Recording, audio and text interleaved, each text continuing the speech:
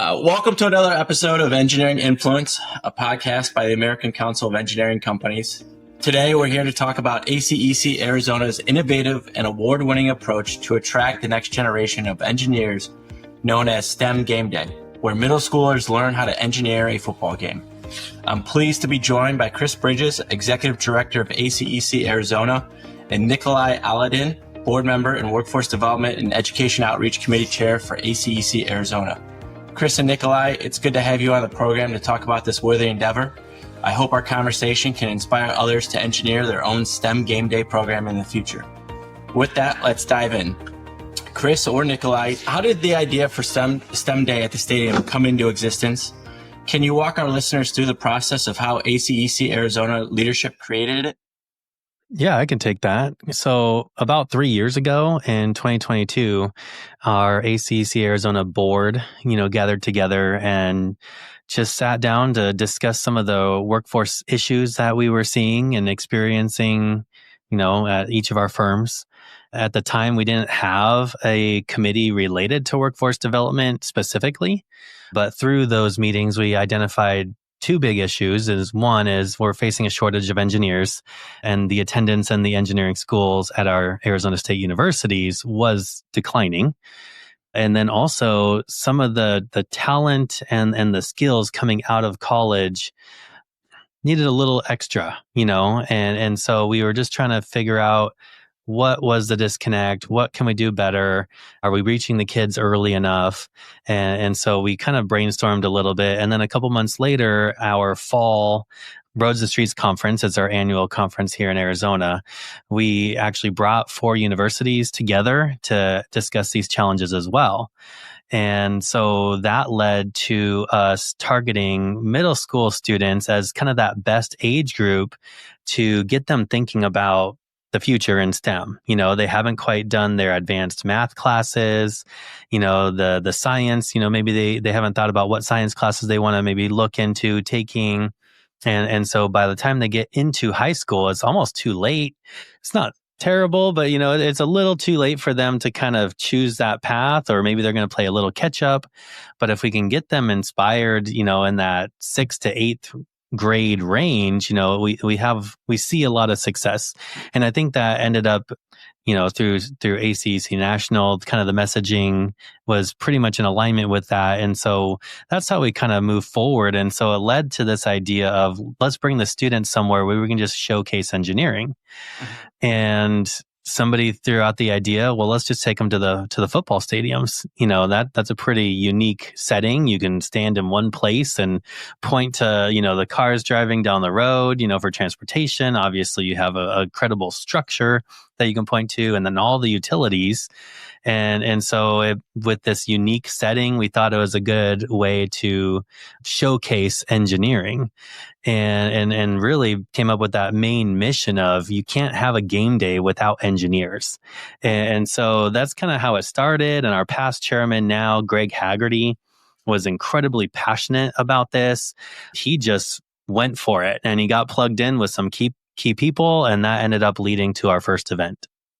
That's great. Chris, is there anything that you want to add?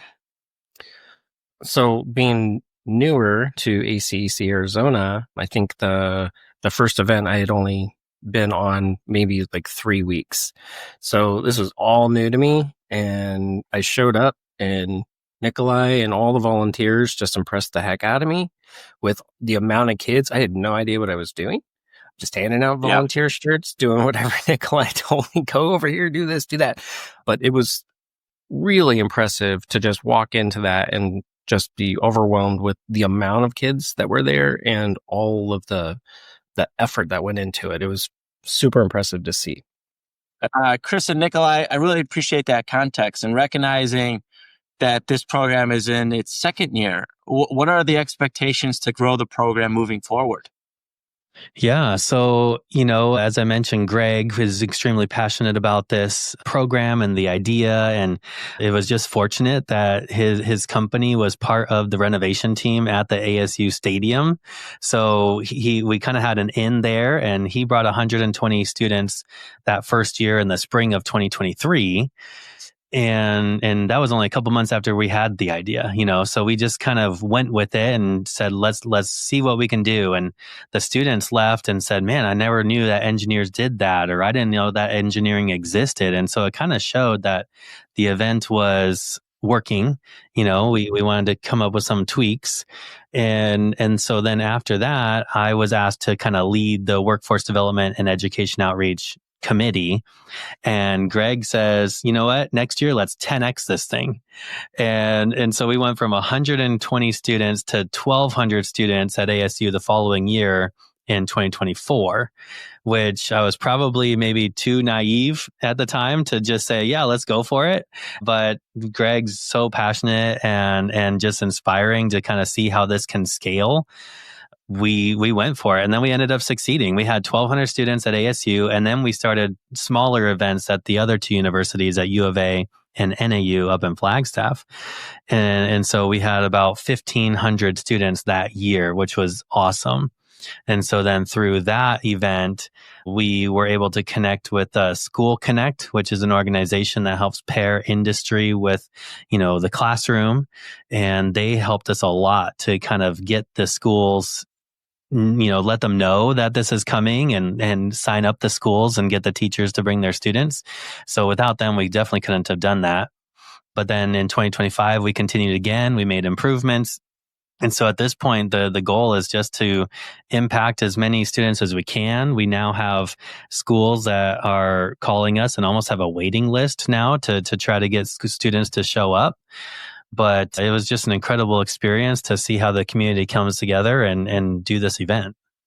That's really great. I think as our listeners, are wondering, Greg had that strong relationship with ASU, and given the success of that program, did that really help those conversations with the University of Arizona and Northern Arizona University to get involved? Or did you still have some of that soft relationship with both of those other universities to help get them engaged? Yeah, we just kind of started calling people until we found the right people, at the other schools. Luckily, we had a couple champions here. So when we started to grow in 2024, we had 3 incredible volunteers, Zach, Mike, and Jordan, who raised their hand to help champion each of the universities. And they had some contacts, whether it was a professor or, an advisor. And so through them and just making calls until we found the right people.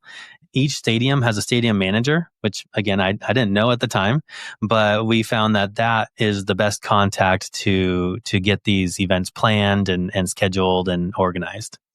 That's great. When you look at the size of these events, I think some people are wondering, how are they funded and what does the funding cover? And what can people expect if they were trying to replicate a similar program in their own region? Sure. Well, the first year with the 120 students really didn't cost much at all, just because we just walked them around. Through that experience, we thought, how do we engage them more and maybe give them some hands-on activities to learn something about engineering, maybe whether it's Hot Wheels cars or something like that. So we made some refinements. Printing, honestly, is one of the biggest costs, whether it's signs or we worked with School Connect and they created this booklet for us that has fill in the blanks and little, crossword activities. And so that was a cost the second year in 2024 when we were scaling. We have these stations. We have 4 different stations where we talk about utilities, transportation, structures, and then just what does it take to become an engineer, where we talk about kind of the career side of things, what schooling do you need. So each of those stations have materials like Hot Wheels cars, whiteboards, aluminum floating boats, stuff like that. Oh, and gumdrop towers. And so the funding goes to that. And this year we got a little extra donations from, WTS, which is, the Women Transportation Group, and then also the Society of Military Engineers. They also donated. So we had some volunteer shirts. So the funding this year, we spent about $20,000 actually to host the 3 different schools.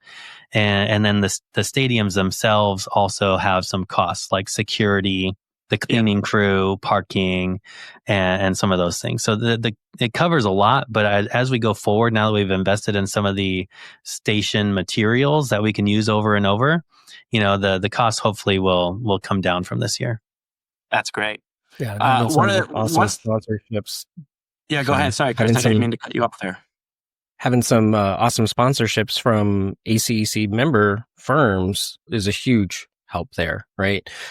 Because without them, we wouldn't be able to print all those things and do all the great stuff that we're doing. So, we're very thankful for the companies that invest in that event, but more for the kids. I think that's a great call out, and I definitely agree with that approach. Once the events are scheduled, how do you encourage volunteerism from ACEC Arizona members or professors themselves? And do university student groups participate as well? They do. In fact, the event we were at Saturday, Nicolai, I don't know if you noticed, but some of the volunteers that we had from NAU were actually sitting at the table right next to us. So the student groups, do show up and they do help participate. They help with leading the kids around from station to station and making sure, they're doing what they're supposed to be doing and not goofing off, but as kids will do. But yeah, it's great to have them show up and help. The volunteers, I think they just kind of, like, you just ask and they just want to. It's weird. We had people at the NAU event where they were showing up. They weren't even on the list as a volunteer. They just showed up to volunteer. So we were adding people on the spot, which was great. But getting volunteers from WTTS, APWA, other organizations, like, that's a lot of people to get volunteers through. And those organizations were a huge help for us. Yeah. And when you look at the university student groups and getting them to participate, I think that really just drives home what a future career could look like. Because so much of what we hear on the workforce committee is like, we have to be able to market the industry a little bit to the next generation, and to have a diverse group of students participate, that could really inspire, a middle schooler to say, hey, I could see myself in that position. So I think it's great that you guys are really leveraging the university student groups to get involved. One thing I would love to add to that real quick is when we get the university students to participate, they're younger, they're in it right now. And so then they're connecting with those middle school students, they're only a couple years away from that. And so I think that's a great thing for these middle school students to see, these people 6-8 years older than them going through the schooling now. But then in addition, these university students get to, spend 4 hours with some of our professionals, and so we are trying to, pair up a university student with one of the industry professionals as a volunteer team. And they just get to meet us and see that, what we're doing and that we're still trying to give back to the community. And I think it just kind of shows like a really broad range of, connectedness. So that's what I like about it.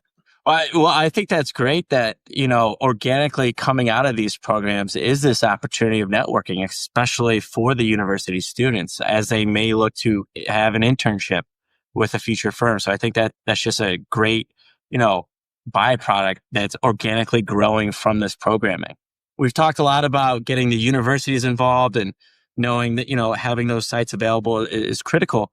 But how do you really market to local schools and school districts to say, hey, this is really a priority. We would love to have your participation? Yeah. So for some of our events, we partnered with School Connect. And so they were able to really help us get these connected with the schools, and, they contact the districts. And so then the districts will say, oh yeah, contact these few teachers. And so it kind of helps there, but, they handle a lot of that organizing for us. But some of our events, we've had to make those connections. And so the best place that we started was when we were reaching out to our networks and trying to find who to talk to at the universities to host the event. We met a lot of the, education outreach people at the universities. And so they gave us some contacts at the districts there or at the schools there. And so that really helped us to connect with the right people. And, we have schools and Flagstaff that said that they want to attend, but we just maybe chose a day on their testing. So next year we'll have to work around that. But we also had schools that drove 45 minutes to an hour just to get to the event this year, which was really cool to be able to serve all parts of the state, especially in northern Arizona. So yeah, I think School Connect helped us more in the Phoenix area, and then we were able to connect with the right people outside of there. You've mentioned School Connect a few times, and I was going to ask this question, but I'll dive into it now. They are recognizing the work that you all have done in presenting the School Connect Bridge Builders Award. Can you talk about what that relationship with School Connect has meant to ACEC Arizona? Is it critical? Because I wonder to our listeners, would they feel almost intimidated to take on this type of endeavor if they did not have that type of relationship? Or do you think, it's just a value add by having School Connect, and that these things are still achievable if an organization does not exist in another state like this? That's a really great question. It definitely is doable without School Connect. However, the incredible value add that they provided at the beginning was helping us kind of strategize what are the hands-on activities work best for the students. What does the booklet help them to have a takeaway with some of the fill in the blanks to help them stay engaged while we're talking to them about engineering. And so with their volunteers and to have education backgrounds and just know students better than we do, they were able to really help us get those talking points refined, the stations refined.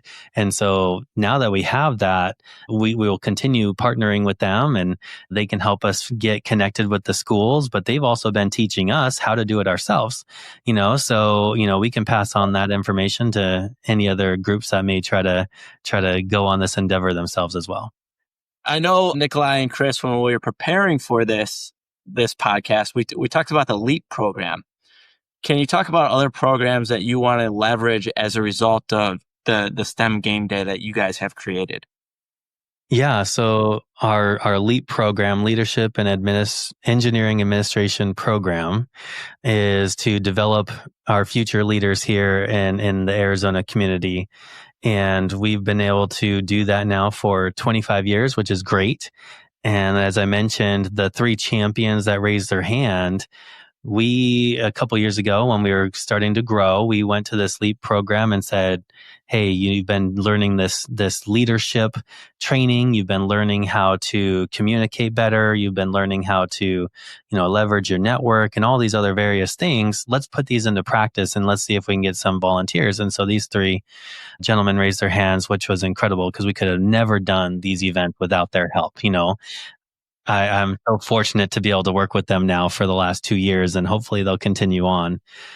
But, for us, we want to lean into that and hopefully, again, share with these young engineers, these young professionals that are going through this program to continue on with us. They got the training, but now let's put it into practice.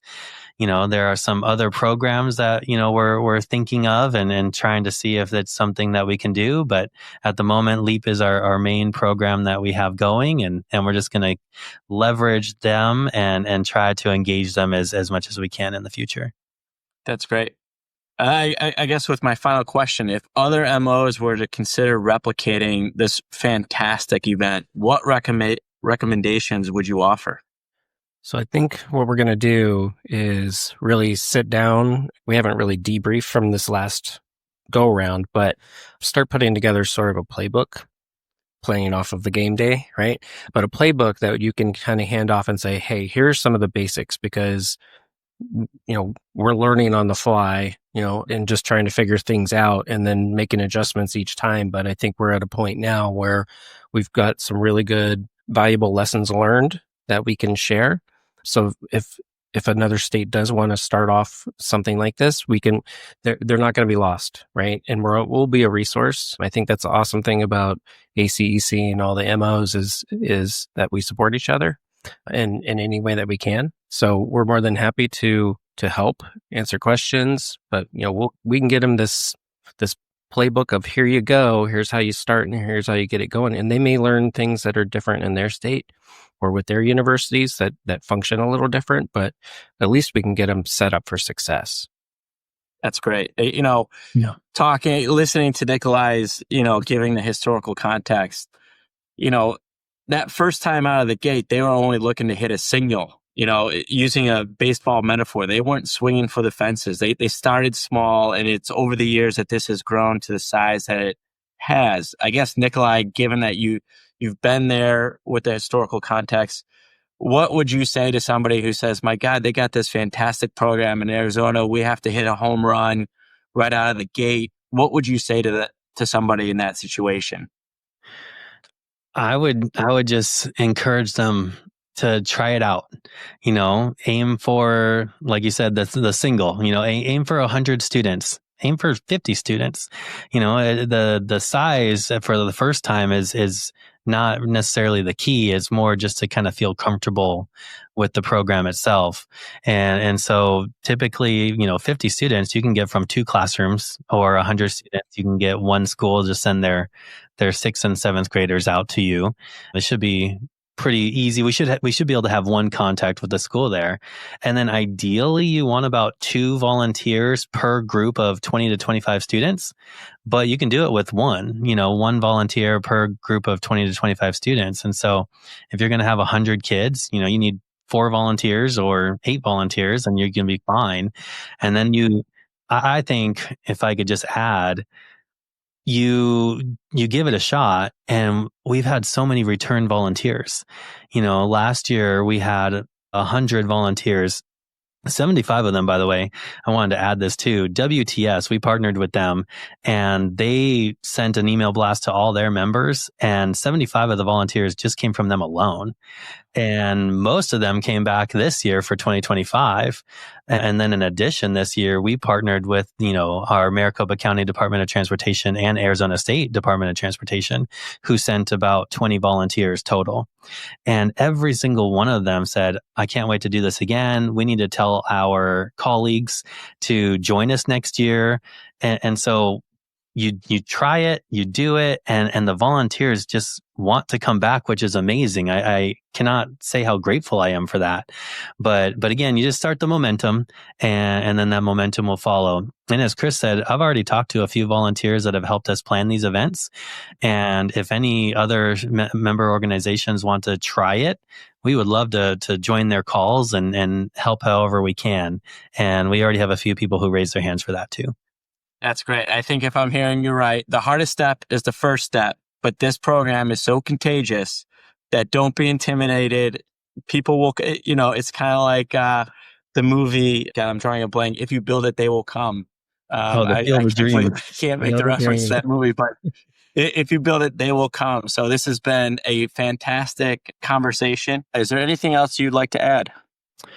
Yeah, actually, we also are so incredibly grateful for the society partnerships that we had and sponsorships from them as well.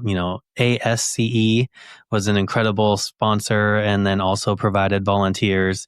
WTS, same thing. ADOT, Arizona State Department of Transportation, and MCDOT, Maricopa County Department of Transportation, were incredible partners this year.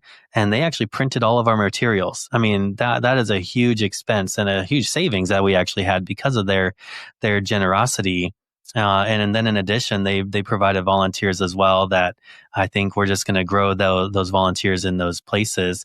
But I think the incredible thing to feel as part of this, is something I wasn't expecting, but just something you just feel so great about it, is that it really brought our engineering community together. So many different societies raising their hand to say, how can we get involved? How can we talk to our members? Like as Chris mentioned, our member firms getting involved and sending volunteers, and even our departments of transportation. We had some town and city folks from Northern Arizona join, just from all over the place. It's just so awesome to see so many people join together and really come together to have a successful event. This has been a fantastic conversation. Chris and Nicolai, it's been an absolute pleasure having you on this episode of Engineering Influence. To our listeners, don't forget to like and subscribe to this podcast. See you next time. Thank you. Thank you.